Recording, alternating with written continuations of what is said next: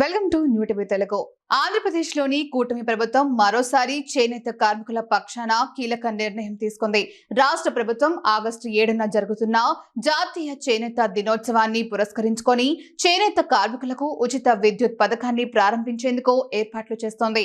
ఇది కేవలం ఎన్నికల హామీ మాత్రమే కాకుండా చేనేత రంగాన్ని ఆదుకునే దిశగా తీసుకున్న గొప్ప నిర్ణయంగా భావిస్తున్నారు.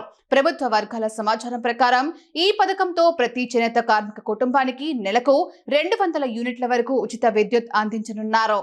ప్రతి పవర్ లూమ్ యూనిట్ కు 500 యూనిట్ల వరకు ఉచిత విద్యుత్ ఇవ్వాలని ప్రభుత్వం నిర్ణయించింది.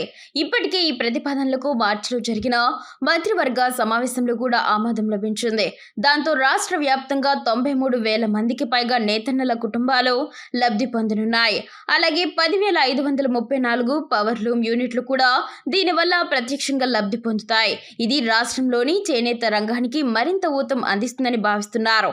ఈ పథకం అమలుకు ప్రభుత్వం సుమారు 120 కోట్ల రూపాయల వరకు ఖర్చు అవుతుందని అంచనా వేస్తున్నారు. 2024 ఎన్నికల సమయంలో టీడీపీ నేతృత్వంలోని కూటమి చేనేతలకు ఉచిత విద్యుత్ హామీ ఇచ్చింది. ఇప్పుడు ఆ హామీని నెరవేర్చే దిశగా ప్రభుత్వం చర్యలు చేపట్టింది. సాంకేతికత వేగంగా అభివృద్ధి చెందుతున్న ఈ కాలంలో సంప్రదాయ వృత్తులు ముఖ్యంగా చేనేత రంగం కష్టాల్లో పడుతోంది. ఉత్పత్తి ఖర్చులు పెరిగి ఆదాయం తగ్గిపోవడం, మార్కెటింగ్ లోపం, ఆధునిక రంగాల పోటీ వల్ల నేతన్నలు వృత్తిని వదిలేసే పరిస్థితి ఎదురవుతోంది. ఈ నేపథ్యంలో వారికి ఉచిత విద్యుత్ పథకం ఆసరాగా నిలుస్తుందని భావిస్తున్నారు. కాగా పథకం అమలుకు సంబంధించి అధికారిక ఆదేశాలు ఇంకా రావాల్సి ఉంది. మొత్తంగా ఈ పథకం ద్వారా ప్రతి చేనేత కుటుంబం నెలకు 950 రూపాయల నుంచి 1,250 రూపాయల వరకు విద్యుత్ బిల్లులో మినహాయింపు పొందుతుందని అనుకుంటున్నారు.